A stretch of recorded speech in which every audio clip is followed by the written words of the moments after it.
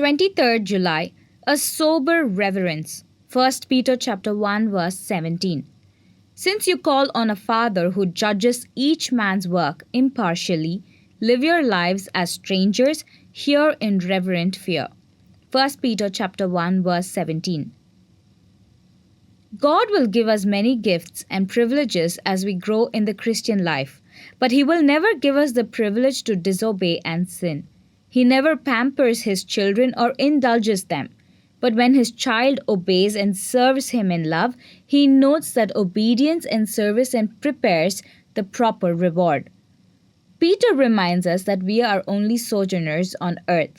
Life is too short to waste in disobedience and sin. 1 Peter chapter 4 verses 1 to 6. It was when Lot stopped being a sojourner and became a resident in Sodom that he lost his consecration and his testimony. Genesis chapter 13. In view of the fact that the Father lovingly disciplines His children today and will judge their works in the future, we ought to cultivate an attitude of godly fear. Hebrews chapter 12 verse 28. This is not the cringing fear of a slave before a master, but the loving reverence of a child before his father. It is not fear of his judgment, but a fear of disappointing him or sinning against his love. It is a sober reverence for the Father. Something to ponder.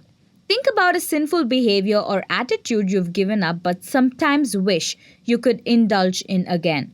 How does reverence for God help you overcome that temptation? Amen.